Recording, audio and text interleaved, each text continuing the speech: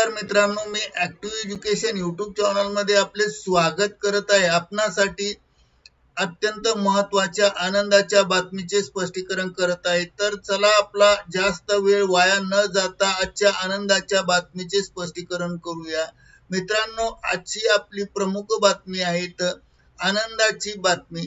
कर्मचारी व पेन्शनधारकांना 1 महिना आगाऊ रक्कम, 8वा वेतन आयोग मोठा निर्णय 25 जून 2026 या संदर्भात स्पष्टीकरण पाहूया। नमस्कार मित्रांनो, पुन्हा एकदा आपले मनापासून स्वागत। ऍक्टिव्ह एज्युकेशन यूट्यूब चॅनल मध्ये हार्दिक स्वागत। कर्मचारी व पेन्शनधारकांसाठी आली आहे सर्वात मोठी ब्रेकिंग न्यूज। 25 जून 2026 च्या अपडेटनुसार वेतन आणि पेन्शन मध्ये आगाऊ रकमेचा प्रस्ताव ठेवण्यात गेला आहे।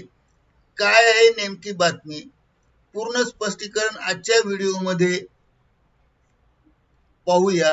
मित्रांनो, गेल्या अनेक दिवसापासून सरकारी कर्मचारी आणि पेन्शनधारक 8व्या वेतन आयोगाची वाट पाहत आहे। महागाई वाढली पण वरिष्ठ स्तरावरील वेतन वाढ मात्र मर्यादित। दीर्घ सेवा आणि वाढत्या जबाबदाऱ्याच्या तुलनेत पगार पुरेसा नाही अशी खंत सर्वांची होती। यावर आता मोठा निर्णय घेण्याची शक्यता आहे। चला तर करूया आजच्या गुड ब्रेकिंग न्यूजचे स्पष्टीकरण। त्या अगोदर आपण जर ऍक्टिव्ह एज्युकेशन यूट्यूब चॅनलवर नवीन असाल तर चॅनलला लाईक, शेअर आणि सबस्क्राईब करायला विसरू नका। चला तर पाहूया प्रमुख बैठक। 1. वेतन आयोगाच्या बैठकी। नुकत्याच आयोगाच्या पथकाने अधिकारी व कर्मचारी संघटनेच्या प्रतिनिधींसोबत बैठका घेतल्या आहेत। या बैठकीत वेतन, निवृत्ती वेतन, भत्ते आणि इतर लाभांवर उघडपणे चर्चा झाली। 2. अर्थ विभागाचे सादरीकरण।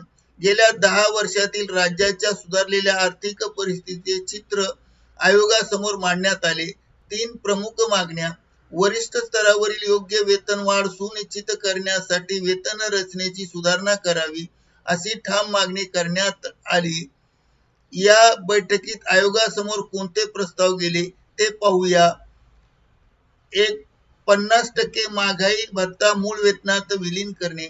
DA 50% पार झाल्यानं तो बेसिक मध्ये मर्ज करण्याची मागणी करण्यात आली। 2. वेळेवर पदोन्नती। प्रलंबित पदोन्नती तत्काळ करण्याच्या सूचना करण्यात आली। किमान वेतन वाढ। सध्याच्या महागाईनुसार किमान वेतन सुधारणा करणे आवश्यक आहे। कंत्राटी कर्मचारी। 4.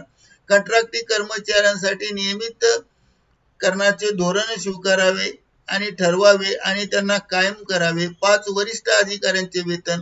दीर्घ सेवा देणाऱ्या वरिष्ठ अधिकाऱ्यांचे वेतन हे मर्यादित आहे, ते मर्यादित वेतन वाढले पाहिजे आणि वाढते मिळाले पाहिजे, याबद्दल वाढ करण्यात यावी असे सांगण्यात आले। मित्रांनो, आता सर्वात महत्त्वाचा मुद्दा आहे all India state federation pensioners federation आयोगासमोर या मागण्या मांडण्यात आल्या।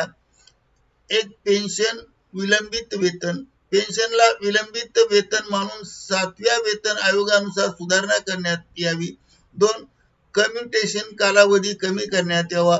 पेन्शन कम्युटेशन रकमेची पुनर्स्थापना करण्याचा काल 15 वर्षांहून कमी करण्यात यावा। 2. वयानुसार पेन्शन वाढ। 65व्या वर्षी 5%, 70व्या वर्षी 10%, 75व्या वर्षी 15% पेन्शनची वाढ करावी। 4. 1 महिन्याचा आगाऊ रक्कम देण्यात यावी। निवृत्ती वेतनधारकांना 1 महिन्याचे पेन्शन इतकी आगाऊ रक्कम द्यावी, ही सर्वात मोठी दिलासादायक बातमी आहे। 5. LTC सुविधा। पेन्शनधारकांनाही लिव्ह ट्रॅव्हल कन्सेशन सुविधा देण्यात यावी। त्याचबरोबर 6. एक देश एक वैद्यकीय धोरण। देशभरात पेन्शनधारकांसाठी समान वैद्यकीय धोरण लागू करावे।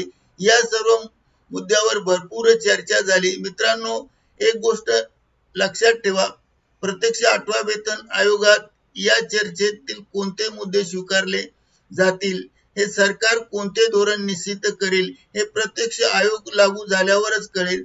आता फक्त प्रस्ताव आणि चर्चा झाली आहे, अंतिम निर्णय अजून बाकी आहे, त्यामुळे अफवावर विश्वास ठेवू नका। मित्रांनो, ही बातमी आपल्या सर्व कर्मचारी आणि पेन्शनधारक मित्रांपर्यंत नक्की शेअर करा। 8व्या वेतन आयोगाचे अपडेट सर्वात आधी मिळवण्यासाठी ऍक्टिव्ह एज्युकेशन चॅनलला सबस्क्राईब करा, बेल आयकॉन दाबायला विसरू नका. व्हिडिओ आवडल्यास लाईक करा. पुढच्या व्हिडिओमध्ये पुन्हा भेटूया. तोपर्यंत जय हिंद, जय महाराष्ट्र. धन्यवाद. Thank you very much.